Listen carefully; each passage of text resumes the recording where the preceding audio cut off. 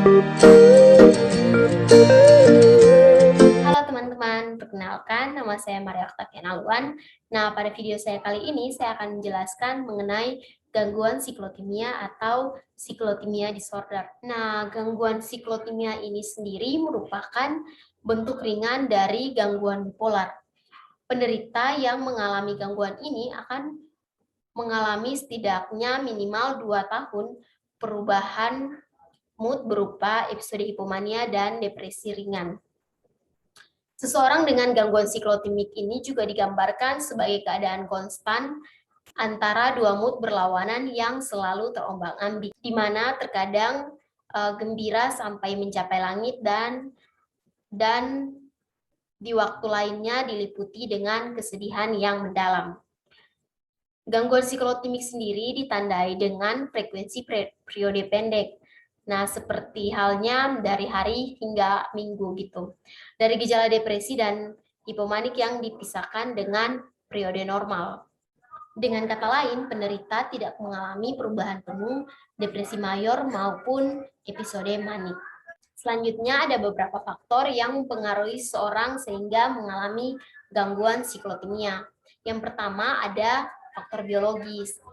Nah, faktor biologis ini dapat dilihat dengan mungkin keluarga orang yang memiliki gangguan siklotimia ini mempunyai keluarga yang memiliki riwayat gangguan bipolar 1.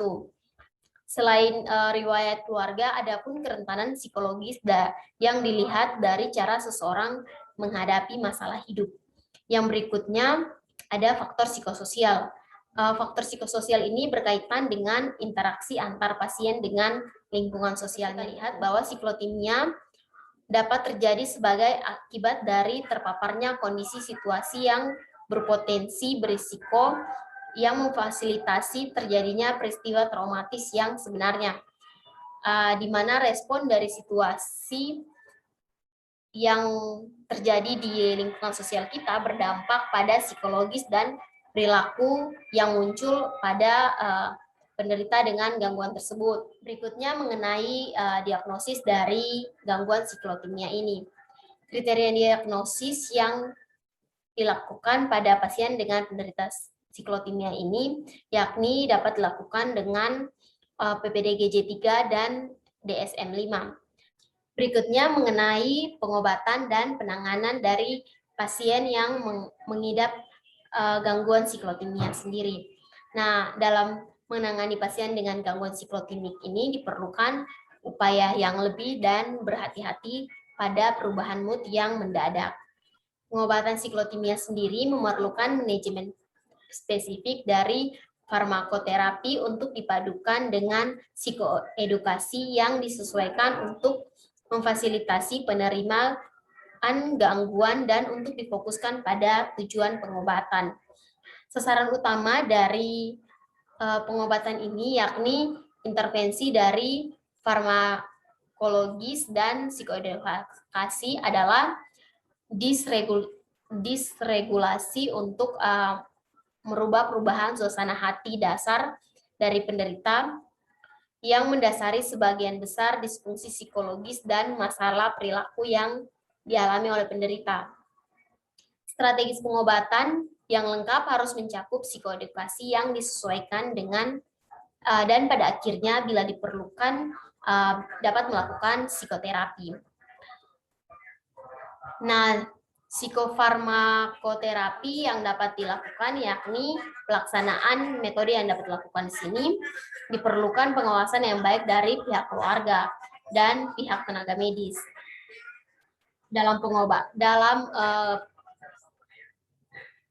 dalam penggunaan obat-obatan juga dapat disesuaikan dengan gejala yang menonjol agar diperoleh hasil yang maksimal yakni dengan mengurangi gejala gangguan siklotimik. Selain itu, makanan bergizi juga dapat menjadi salah satu upaya untuk penanganan atau penyembuhan dari gangguan siklotimia ini.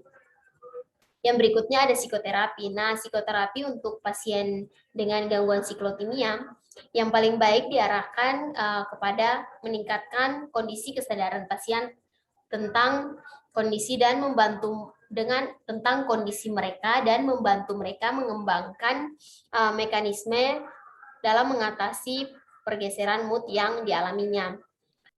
Gangguan siklotimik yang terjadi pada kurun waktu yang panjang seringkali memerlukan terapi seumur hidup, yakni terapi dapat dilakukan oleh keluarga dan kelompok yang dapat berupa psikoterapi suportif, yakni dengan memberikan support, motivasi yang mendukung keadaan mental menjadi kembali dalam keadaan yang seperti normal lagi. Berikutnya diperlukan juga psikoedukasional yang baik dan terapeutik interaksi sosial untuk pasien serta mereka yang terlibat dalam kehidupan pasien. Mungkin itu saja dari saya mengenai gangguan siklotimia atau siklotimia disorder. Terima kasih telah menyaksikan video saya.